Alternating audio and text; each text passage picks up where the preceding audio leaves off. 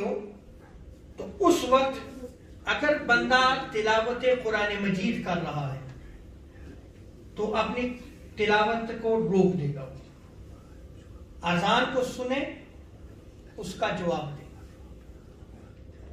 बाज़ फुक़हा ने बयान किया है कि अगर वो मस्जिद में है और मस्जिद में अगर आजान हो रही है तो वो अगर तिलावत पहले ही कर रहा था तो अपनी तिलावत को जारी रखे, लेकिन बेहतर ये है कि वो रुक जाए और मुअज्जिन अजान दे रहा है उस अजान को सुने और उसका जवाब दे। और यहां ये याद रख लें, ये क्लियर कर लें, एक है मोबाइल पे अजान होती है, जैसे रिकॉर्डेड अजान होती है, ये उसका मसला नहीं है। ये जो लाइव अजान मुअज्जिन देता है 5 वक्त, ये उस अजान का जवाब देना। जैसे जो इस्लामी ममालिक है वहां पे अजानें होती हैं तो फिर एक अजान का जवाब जो है वो देना क्या है, वाजिब, लाजिम है। उसको आप गौर से सुनिए, उसका जवाब दें आप। और यहां पे चूंकि सिस्टम ऐसा है कि रेडियो लगे हुए हैं, तो जब यहां पे 5 वक्त अजान होती है, अब मर्द है या औरत है, घर में है, उसका जवाब देना उस पे वाजिब है। उसका जवाब दे, वो सुने अजान को। फजीलत के हवाले से मैंने 3 रिवायात नकल की। क्या आज ये अमल हमारी जिंदगी में है? हम इसको इतनी अहमियत देते हैं?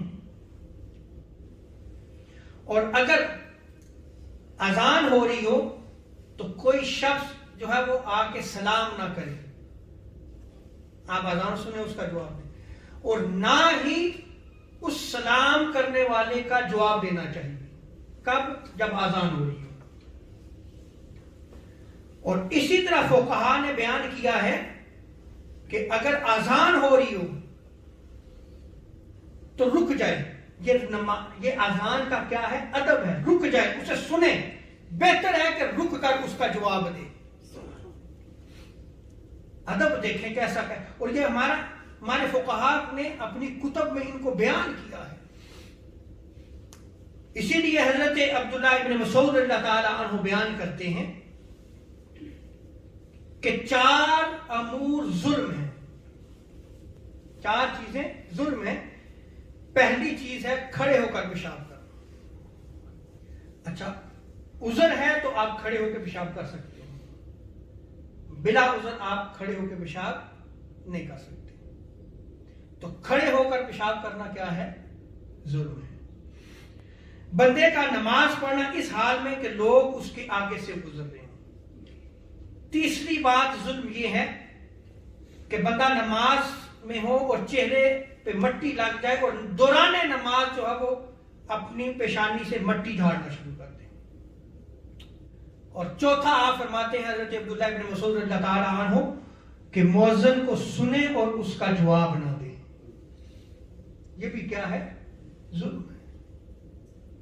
इसीलिए फुक़हा कहते हैं कि अजान और इकामत, यहां तक कि इकामत भी यही चीज है, तो सुनने वाले को चाहिए कि अजान और इकामत के दौरान बोल चाल को बंद रखे,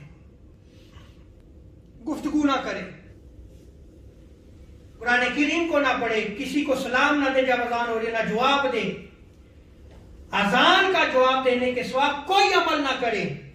और अगर कुरान करीम पढ़ रहा तो चाहिए कि तिलावत कुरान मजीद को रोक दे और अजान को सुने और उसका जवाब दे।